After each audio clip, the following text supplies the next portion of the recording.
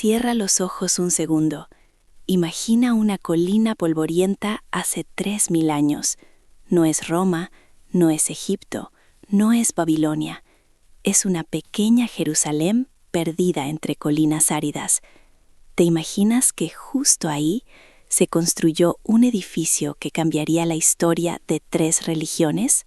Bienvenidas y bienvenidos a este episodio. Hoy vamos a viajar juntos al pasado para hablar del famoso, del casi mítico Templo de Salomón, un edificio que, aunque ya no existe, sigue encendiendo debates, conflictos, sueños y teologías. Vamos a verlo como lo que fue, no solo un conjunto de piedras, sino una idea poderosa, una idea tan fuerte que incluso después de arder hasta los cimientos, sigue viva. ¿Listos para entrar en Jerusalén del siglo X a.C.? Primero, pongamos la escena. Jerusalén, hace unos 3000 años, no era una gran metrópolis, era una capital joven, en un territorio complicado, rodeado de potencias mucho más impresionantes. Nada de avenidas monumentales ni palacios infinitos. Exacto, pero había algo que la hacía diferente. Se estaba convirtiendo en el centro político y espiritual de las tribus de Israel. El rey David había unificado esas tribus y había puesto allí su capital. Sin embargo, quedaba un tema pendiente: el Arca de la Alianza. El Arca, ese cofre sagrado que, según la tradición, guardaba las tablas de la ley que Moisés recibió en el Sinaí. Hasta entonces, el Arca viajaba de un lado a otro, vivía en tiendas, en santuarios temporales. No tenía casa fija. ¿Te imaginas que el objeto más sagrado de tu pueblo vaya de un sitio a otro como una nómaga eterna? El que decide cambiar eso es Salomón, hijo de David. Hacia el año 966 a.C., ordena construir un templo, una casa permanente para el arca. Y aquí viene lo interesante. No estamos hablando de cualquier obra improvisada. Nada de golpes de martillo dentro del recinto sagrado. La piedra se tallaba en la cantera, lejos, para que en el lugar del templo no se escuchara el estruendo del trabajo. Cedros finísimos traídos del Líbano, artesanos fenicios enviados por el rey Hiram de Tiro, paredes recubiertas de oro. No era el edificio más grande del mundo antiguo, pero sí uno de los más cargados de significado. Y ese significado se entiende mejor si miramos cómo estaba organizado el templo. Tenía 3 espacios principales. Primero, un gran atrio exterior, donde se realizaban los sacrificios. Era la zona más visible, más activa, llena de gente, animales, humo, oraciones. Luego, una sala intermedia, reservada a los sacerdotes. No todo el mundo podía entrar ahí. El acceso se iba reduciendo, como si te fueras acercando poco a poco al corazón de algo muy, muy delicado. Y al fondo, el lugar clave, el Santo de los Santos, un cubo perfecto, oscuro, silencioso. Allí se guardaba el Arca de la Alianza. Solo el sumo sacerdote podía entrar, y solo una vez al año, en el día de la expiación. ¿Te das cuenta de la carga simbólica? Un espacio casi inaccesible, donde se creía que la presencia de Dios se hacía especialmente intensa. No era arquitectura monumental como las pirámides, pensada para impresionar por tamaño. Era, como dices, arquitectura teológica, una forma de decir: el Dios invisible tiene, de algún modo, un punto concreto de presencia en la tierra. Es como ponerle dirección postal a lo eterno. Y eso cambia todo, porque el templo no era solo un sitio donde rezar. Durante casi 4 siglos se convirtió en el centro de la vida israelita. Allí se coronaban los reyes, allí se celebraban las grandes fiestas, allí se ofrecían los sacrificios más importantes. Era religión, pero también era identidad nacional, política, cultural. Ahora imagina que todo eso, toda esa centralidad, se viene abajo de golpe. Vamos al año 586 a.C. El imperio babilonio está en expansión.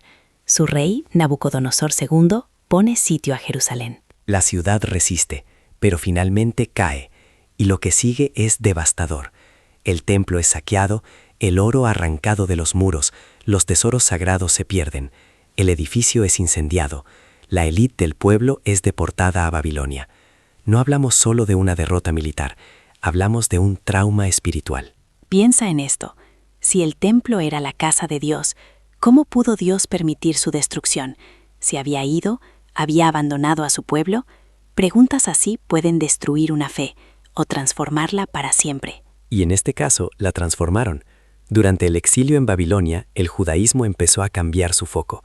Dejó de depender tanto de un edificio y se centró más en la ley, en las escrituras, en una identidad espiritual que podía sobrevivir lejos de Jerusalén.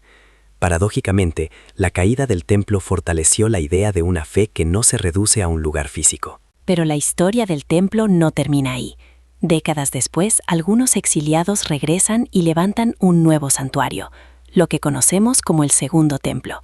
No era exactamente igual, claro, pero volvía a ser el centro de la vida religiosa. Siglos más tarde, ya en tiempos de dominio romano, Herodes el Grande decide ampliarlo de manera espectacular. Convierte el complejo del templo en una obra realmente monumental, con terrazas enormes y edificios que dejaban boquiabiertos a los que llegaban a Jerusalén. Y sin embargo, otra vez el fuego. Años 70 después de Cristo. Las legiones romanas, bajo el mando de Tito, arrasan Jerusalén tras una rebelión judía. El templo vuelve a arder. Esta vez, de aquel gran complejo, solo queda un muro de contención. Ese muro es el que hoy conocemos como el Muro Occidental o Muro de las Lamentaciones, uno de los lugares de oración más importantes del judaísmo. No es el templo en sí, pero es lo que queda de la plataforma donde se levantaba. Y aquí damos un salto al presente. Hoy, el llamado Monte del Templo, donde estuvo el santuario, es probablemente uno de los puntos más sensibles del planeta. ¿Te has parado a pensar cuánta historia, cuánta tensión, cuántas esperanzas se concentran en ese pequeño espacio? Para el judaísmo es el sitio más sagrado, el lugar del antiguo templo. Para el cristianismo es un escenario clave de la vida de Jesús. Y para el Islam es el lugar desde donde el profeta Mahoma habría ascendido al cielo, en el llamado viaje nocturno. 3 grandes religiones, un mismo espacio físico, miles de años de memoria superpuestos. Con todo esto, quizá te estés preguntando, vale, suena increíble, pero ¿tenemos pruebas claras de que el primer templo existió tal y como lo describen los textos? Aquí entramos en terreno delicado. No quedan restos directos e indiscutibles del primer templo de Salomón.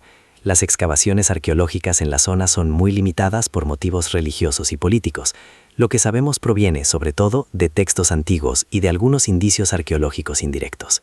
Eso significa que algunos detalles pueden estar exagerados o idealizados, pero la mayoría de los historiadores coincide en que durante la Edad del Hierro existió en Jerusalén un gran santuario central que cumplía esa función de templo nacional, y con eso ya basta para entender su impacto histórico y simbólico. Al final, lo fascinante del Templo de Salomón no es solo la duda de si cada detalle fue tal cual se cuenta.